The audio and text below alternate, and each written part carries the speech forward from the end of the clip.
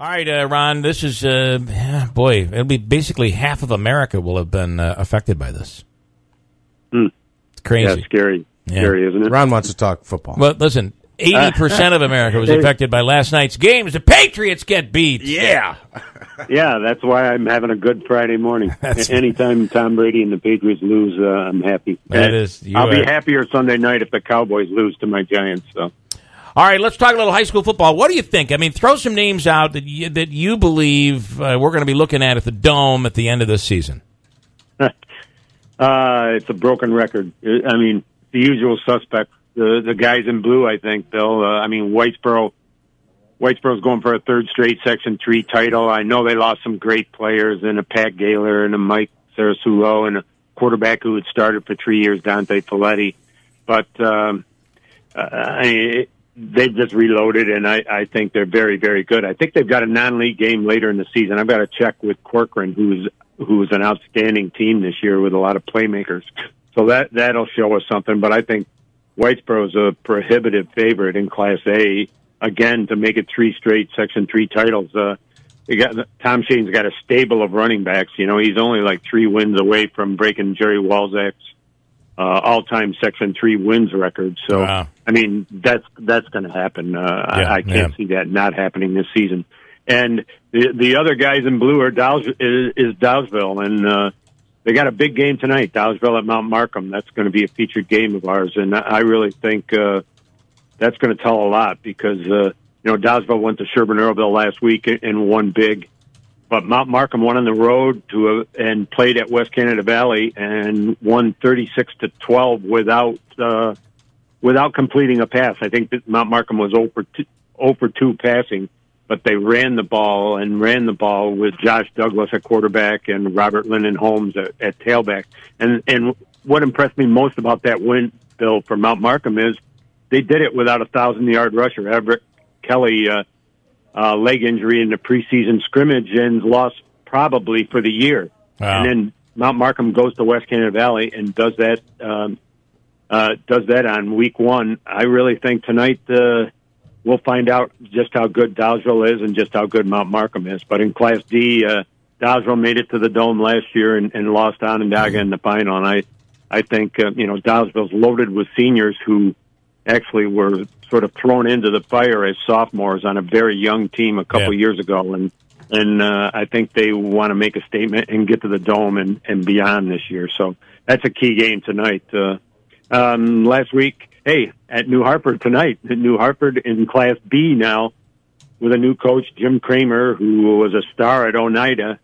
Again, it makes me feel old because I remember him playing wide receiver and quarterback at Oneida, and now he's the head coach at New Hartford. A few years ago, he was a head coach at Schenectady High School. I think that's AA football. So, they're off to a 1-0 start.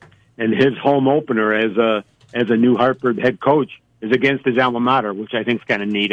That's a Spectrum TV game tonight at 7. So, another game tonight that'll tell us a lot. I covered Vernon Verona Sherrill VBS winning at Notre Dame last Saturday against a very good Notre Dame team, and now they go to Cazenovia tonight, and Cazenovia is a perennial Class B power, and we'll see how VBS does there, but they've got 2 great playmakers, Alex Oliver at quarterback and Nate Palmer, who I've written about this past week, 5'6", 147, whatever. He made a couple of, and I know I'm a Giants fan, but these were Odell Beckham-like catches against Notre Dame last week. I mean, contested catches, guys all over him, guys who are 5 or 6 inches bigger than him, and he made those catches. And I think he finished with 9 catches for almost 200 yards and 3 touchdowns. I mean, he's a difference maker, and I love watching a guy like that who not physically imposing at all and going out and making plays like that. So I have Wayne who has a quick question for Ron. Wayne, you're on the radio. Go ahead. You're on with Ron Moshier from the Observer Dispatch. Hey, I wanted to know what did he think about Whitesboro and that Dynamite Joey Panucci? Is that his name? Oh, Joey Panuccio, my cousin. Another one who's 5'6", 145, whatever. Dynamite. What I thought of him, I love the kid because I saw him, play shortstop and lead up batter as a sophomore for a Whitesboro team that won a Section 3 baseball title and went to the Final Four in the state. I mean, he's a guy that, I don't know, just true grit. There are a few of them I wrote a column about this past week. He knows the game, and I think Tom Shane said it best. He doesn't believe he can't do it, no matter how tall he is or how short he is or how small he is, you know.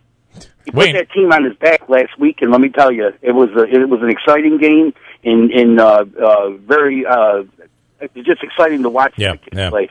Later, guys. Well, you know what was great about it, Wayne? Thank you, Wayne. I think, too, on defense, he's like 5'6" or 5'7", and he's trying to cover a receiver for Watertown who's very good, who's like 6'4", 6'3", and he had an interception in that game defensively and threw a touchdown pass as the starting quarterback. And I just think when teammates see a kid like that perform like that in his first varsity start, I think it's infectious. They really get pumped up. Well, listen, we're underway. High school football underway, and before you know it, Ron and I we're going to be saying this in about 5 weeks, 6 weeks. And before you know it, it'll be playoff time. Playoff time, exactly. Goes very, very quickly. So read all about it in the Observer-Dispatch. Ron Moshier, thanks so much. I just want to mention again, Joey's my cousin, and that's so great to hear. That kid, you knew it from when he was a kid. Yeah. Exactly what the coach said there. It doesn't matter how big he is. You can't tell him he can't do it. And he's been an athlete since he was like 2. So pretty awesome. Good job. He knows the game. Yeah, he does. The game. Yep. He knows what's going to happen before it happens, I think. And that helps. That helps compensate for, the inches and the pounds he lacks. So. Going to be interesting. Ron, thanks so much. We'll talk again next week.